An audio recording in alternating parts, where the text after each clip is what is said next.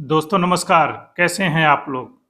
अभी जो थंबनेल मैंने लगाया है, उसे देखकर कुछ विघ्न संतोषी मोदी विरोधी लोग बड़ा खुश हो रहे होंगे कि आज मोदी का इस्तीफा हो जाएगा और कल राहुल गांधी देश में प्रधानमंत्री पद की शपथ लेंगे।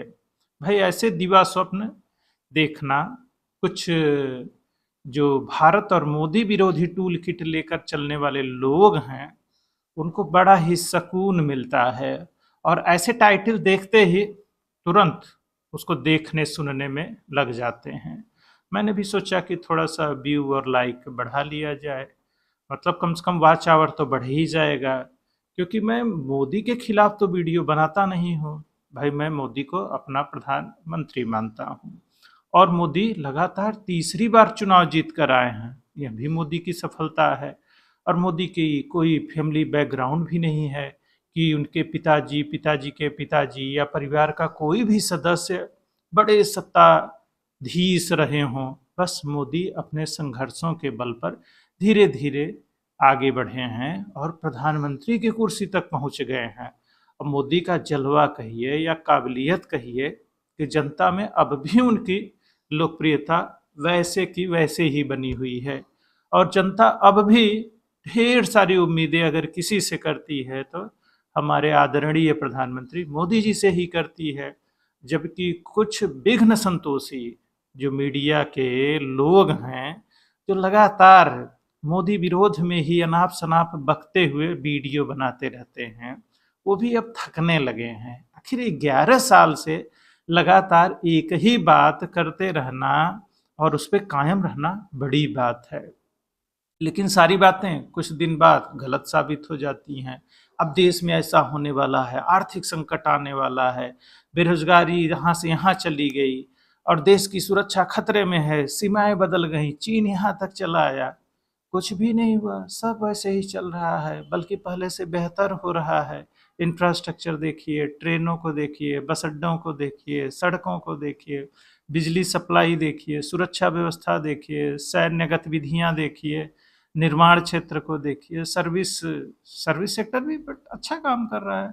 राम मंदिर बन ही गया, 370 हट गया, और क्या चाहते हो भाई अब? और अब इतिहास की किताबें और जो हमारा इतिहास बोध था, जो हमारे अतीत को लेकर हमारे अंदर हीन भावनाएं भरी गई थी, उससे भी मुक्ति की कोशिश हो रही है। और सांस्कृतिक राष्ट्रवाद जिसमें आत्मगौरव, आत्माभिमान जगाने और भरने की कोशिश हो रही है, तो विरोध किस बात का भाई? आप भारत के नागरिक हो, हिंदू हो या मुसलमान हो, बस भारत का नागरिक होना आपके लिए पर्याप्त है। आपको सारे अधिकार हैं नागरिक के तौर पर जो बाकी लोगों को है। इसमें मुसलमान होना या कुछ और होने से कोई मतलब ही नहीं है। बस आपको भारत भाव से भरा होना चाहिए। यही तो बात कही जा रही है ना। बाकी क्या लेना देना है दूसरे देश में किस जाति धर्म वाले के साथ क्या हो रहा है? हमको भारत के साथ एकजुट होकर खड़े रहना है, क्योंकि प्रत्येक नागरिक अपने आप में एक पूर्ण भारत है। भला इससे किसे दिक्कत हो सकती है? पर हमारे जो मोदी विरोधी कुछ खास जाति और पंथ मजहब के लोग हैं, वो यही सपना देखते रहते हैं कि मोदी आज सत्ता से हट जाएंगे। अरे भाई, मोदी सत्ता से नहीं हट सकते हैं, और मोदी को चुनाव में आपको हराना पड़ेगा। उनकी पूरी अलायंस को, उनकी पार्टी को चुनाव में हरा कर आपको बाहर करना होगा। लगातार 3 चुनाव में कोई एक दल ढंग से प्रदर्शन नहीं कर पा रहा है। कमोबेश जो प्रदर्शन बेहतर किया है वह भाजपा ने ही किया है। तो फिर आप सत्ता से कैसे हटा देंगे? जनता के बीच जाइए, मोदी से बेहतर नैरेटिव पैदा करिए, जनता में इस बात की उम्मीद जगाइए कि आप और बेहतर काम कर सकते हैं। पर ढंग से बोलना कहना भी तो आपको आना चाहिए। अब हमारे गांधी परिवार को लीजिए भाई, वहाँ तो जो भी जन्म लेता है वह प्रधानमंत्री बनने के लिए ही जन्म लेता है। यही इतिहास रहा है ना।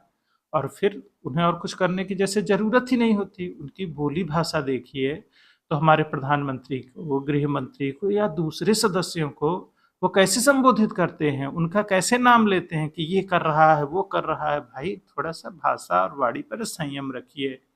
यह चुनावी राजनीति है, लोकतंत्र है। वोट वोट आपको नहीं मिला इसलिए आप सत्ता से बाहर हैं।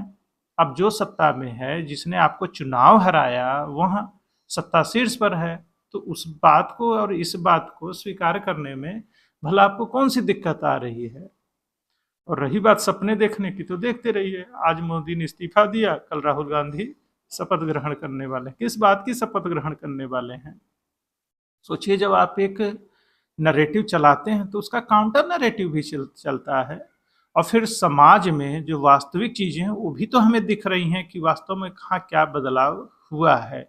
अब तमाम विपक्ष और विरोधी दल के नेताओं और मीडिया कर्मियों, सोशल नेटवर्क के गिद्धों को देखिए, तो वो लगातार 11 साल से एक ही बात तो कह रहे हैं। उनका 2-4 वीडियो देख लीजिए, वो सेम बात दोहराते रहते हैं, उसमें नया कुछ नहीं है। मतलब वो डराते रहते हैं कि देखिए अल्पसंख्यकों पर ये अत्याचार हो रहा है, फलाने जगह ये बुरा हो गया।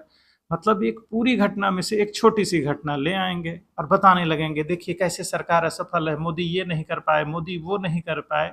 और इसी नैरेटिव को चलाने के चक्कर में जो वास्तविक बातें होती हैं उससे कोसों दूर चले जाते हैं। और निरंतर जनता के बीच में ये विरोधी दल, या यूं कहें जो विपक्ष है, अपनी साख नहीं बचा पा रही है। अब सोचिए, उत्तर प्रदेश हो या दूसरे राज्य हों, भाजपा अगर 2 से तीसरे काल में जा रही है तो निश्चित रूप से जनता के बीच में उनकी साख होगी ना। तो आप भी अपनी साख बनाइए, कुछ बेहतर काम करिए और सरकार को अच्छे से चुनौती दीजिए।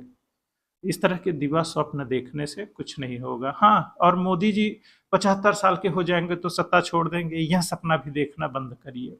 आप यह बात क्यों कह रहे हो? आप इसलिए कहते हो कि आपको लगता है कि मोदी को तो हम चुनाव में हरा नहीं पाएंगे। मोदी की लोकप्रियता और डिसीजन लेने की क्षमता, मोदी की मानसिक शारीरिक जो स्वास्थ्य की स्थिति है, वहाँ भी मोदी किसी से कम नहीं है। भाई, आप नवयुवक होकर भी तकनीक का उतना अच्छा नहीं इस्तेमाल कर पाते जितना कि मोदी जी कर लेते हैं। तो इसमें मोदी जी की क्या गलती है? आप भी और बेहतर बनिए।